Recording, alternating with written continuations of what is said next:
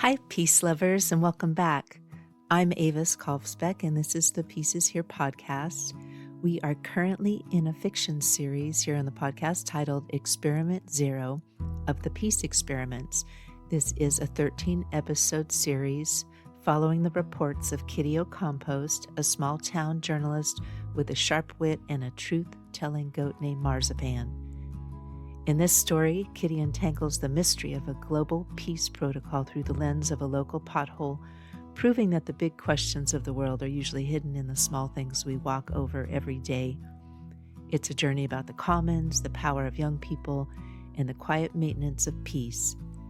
If you found us in the middle of this series, feel free to pop back to episode 184 to start the story from the beginning. In this chapter, the hearing continues as planned until a student asks a question no one scheduled. Here is Chapter 11, The Question from Osprey Point.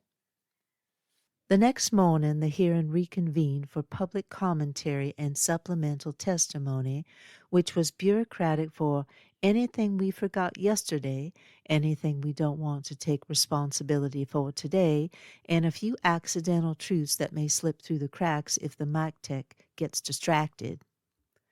The press had been given a spillover room, one part hallway, one part command center, where folding tables, monitor screens, lukewarm coffee, and the smell of overheated electronics combined into a fragrance known officially as Press Access Area and unofficially as where we try to hear what we already know. I flashed my badge. A staffer waved me in with a look that implied the human race had already disappointed him twice that morning. Inside, the live feed from the main chamber flickered across 4 wall-mounted screens. Captioning stumbled to keep up. A reporter in a blazer 2 sizes too stiff whispered into her mic about geopolitical implications while stirring powdered creamer into coffee the temperature of regret. I realized I needed my trusty fact-checker, so I brought Marzipan in live on my phone. I propped my phone against a stack of press releases. Her rectangular little face blinked into view, ears forward, ready. She gave the screen a single scratch fact check on greeting, rattling the audio. And then I saw them. The Osprey Point High School delegation, Garrett and her classmates, clustered at the far wall under a sign that read, Observer Overflow. That explained it. The youth had been bumped from the main room due to capacity constraints, which the staffer at the door translated for me as someone forgot to reserve enough chairs and we don't negotiate with teenagers. Garrett stood slightly apart, tapping a pen against her notebook, calm, focused, the way some people get before walking into a storm they've studied. I made my way over. Didn't they give you seats inside? I asked. They did, Garrett said. Then they didn't. Reason? Someone decided we might be a distraction to the part where adults continue saying the same things with increasing confidence. From my phone, Marzipan stomped once, a sharp digital thump. Agreement. Fair. The hearing on the screens had begun, a line of speakers, policy advisors, consultants, each delivering variations on the theme. Peace is dangerous. Weapons are necessary. Delay is responsible. Marzipan scratched loudly at delay. I lowered the volume before she could break my speaker. Garrett closed her notebook with a quiet, decisive snap. We're changing location, she said. Where? I asked. Close enough to ask a question. The entire delegation moved as one. I followed on instinct, though instinct had no idea what was about to happen. They slipped out the side door, down the hallway, past a catering cart stacked with untouched pastries, and stopped before a small gap between the curtains. Through it I saw the edge of the main hearing room, all chandeliers and gravitas, panelists curved like a row of unblinking owls. A staffer noticed us. Students need to remain in the overflow area, he whispered sharply. Garrett smiled politely. It was a thin smile, the polite sort one might give while unplugging a power source. "We're not entering," she said. "We're asking." Before the staffer could decode that, Garrett stepped to the curtain gap, raised the small wireless mic she must have swiped from the youth desk earlier, and pressed the button. A sharp, piercing feedback squeal pinged through the chamber. It wasn't the polite chime of the official system. It was a raw, biological sound that cut through the sterile air and made one of the panelists flinch. One of the officials frowned, glancing down at their console. The feed delay meant the room hadn't yet registered the intrusion. Garrett took a breath and spoke. "Excuse me," she said, voice small but amplified, threading through the cavernous space. Half the room turned at once. "We're from Osprey Point High School," Garrett continued. "We were invited to observe but not to speak. Yesterday we asked to participate, and there wasn't time." A rustle swept the room, the staffers, the panelists, the whispers of "this is off script." Garrett lifted the mic a little higher. "We only have one question." I felt my breath hitch. On my phone, Marzipan froze, ears rigid. Garrett's classmate stood behind her, quiet, resolute. The camera finally found Garrett's face. "All day we've heard adults say that peace will make us weak." A beat. "So our question is, if you say peace will make us weak, are you willing to let us prove you wrong?" Silence. The kind that rearranges a room. A staffer dropped a clipboard. Someone inhaled sharply.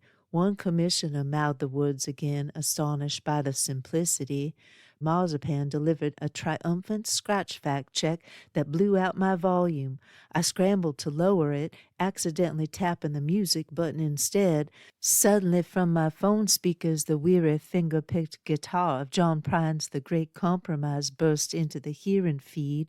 The lyrics hung over the stunned bureaucrats like a haunting accusation. The curtain shook as half the room turned toward our tiny satellite of chaos. I fumbled and finally silenced John Prine mid-verse. Garrett lowered the mic. A question that could not be unasked hung in the air. A security guard approached. "We need to escort you all back to the designated area." "Of course," Garrett said. "We're done." Marzipan stomped loudly through the phone, added a theatrical bleat, and walked away from my screen. As the youth gathered their bags, I stepped closer. "That was—" I searched for the right word, but none of the large ones fit. "Correct," I finally said. "Nice soundtrack," Garrett said, her smile widened by a millimeter. In the main chamber, confusion bloomed.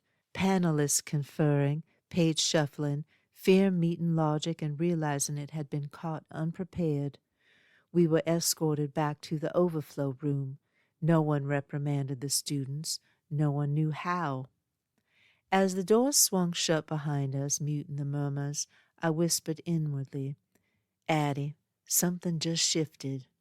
Garrett slung her backpack over one shoulder. "Kitty," she said, "we've got a new experiment. Do you want to see it later?" A door opened in my mind and the future leaned in. "Absolutely," I said. The youth moved down the hallway, no longer looking like a group of kids playing dress-up in a world too big for them. They walked with the synchronized gravity of people who had just found a crack in a fortress and were already planning how to plant seeds in it. I looked back at the hearing room one last time. From this distance, the gargoyles on the gate didn't look like terrifying guardians anymore. They just looked like heavy, expensive rocks, frozen in posture of defense against a wind they couldn't even feel yet. Inside the chamber, the experts were still talking, but the sound was thin, like a recording played in an empty house.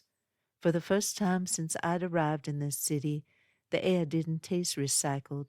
It tasted like someone had finally cracked a window.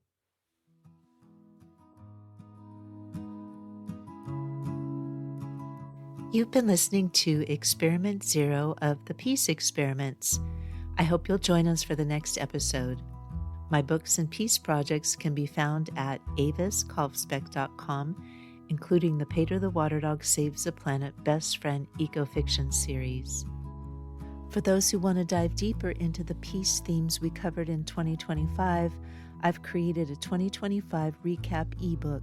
It includes everything from Kitty Ocampo's satire debut to the deep history of the Great Disarmament. It's complimentary and available now at aviskolfsbeck.com/2025. I'm excited to announce that our next series begins just after Experiment 0 ends. Our daily Peace School opens its doors. There are 8 departments, and each begins with a set of 14 foundation classes, our 101 level courses. This isn't about credentials, it's about learning how to see more clearly and ask better peace questions in short daily episodes.